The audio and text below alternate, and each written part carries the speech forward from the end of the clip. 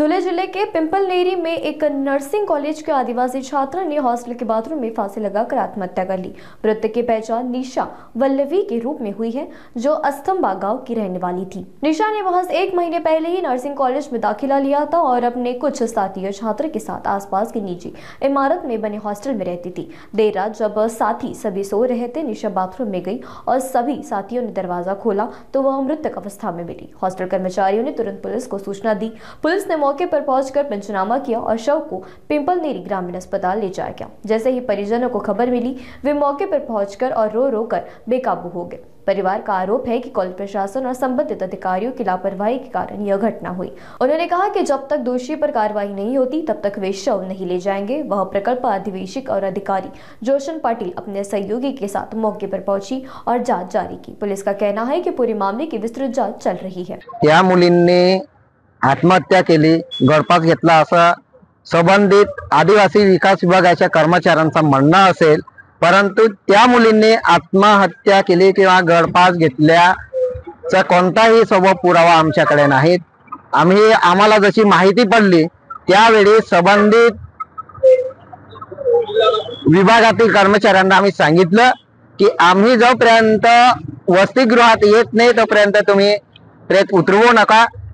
तरी सुद्धा पोलीस असतील, आदिवासी विकास विभागाचे कर्मचारी असतील, यांनी बेईमानीप्रमाणे आम्हाला कोणतीही माहिती न देता प्रेत उतरवत आहेत। कायदेशीररित्या आम्ही काम करत आहोत, हे याच्यातली कोणतीही माहिती न देता त्यांनी प्रेत उतरवून परस्पर ग्रामीण रुग्णालय पिंपळनेर येथे पोहोचवलेलं आहे। आम्ही जवळपास 6 तासाचा प्रवास करून पिंपळनेरला पोहोचलो अस्तंब्याहून, तरी सुद्धा संबंधित आदिवासी विकास विभागाचे प्रकल्प अधिकारी असतील, सहाय्यक प्रकल्प अधिकारी असतील किंवा आयुक्ताचा कोणताही कर्मचारी आतापर्यंत वसतिगृहात आलेला नाहीत। त्याच्यामुळे पोलीस प्रशासनाने आम्हाला जोपर्यंत योग्य ती माहिती आम्हाला देत नाहीत, इथं जोपर्यंत जबाबदार व्यक्ती येत नाहीत तोपर्यंत आम्ही प्रेत ताब्यात घेणार नाहीत। हा आमचा गावकऱ्यांचा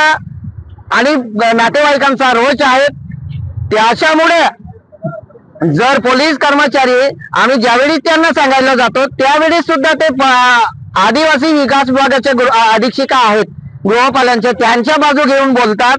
जर त्यांना पोलिसांना गृहपालांना माहित पडण्याआधी जर पोलिसांना माहित पडते तर काहीतरी कारण आहे तसा आमचा आरोपच आहे। त्याच्यामुळे इथं जोपर्यंत आदिवासी विकास विभागाचे सहाय्यक आयुक्त असतील किंवा आयुक्त असतील किंवा प्रकल्प अधिकारी असतील ते आल्याशिवाय आम्ही रुग्णालयात जाणार नाही, तोपर्यंत आम्ही इथं काम मानून असणार। त्यांनी जर योग्य प्रकारे न्याय नाही दिला तर पोलीस आयुक्तांकडे आम्ही तक्रार करायला नाशिकला जाणार। इथून आम्ही हटणार नाही।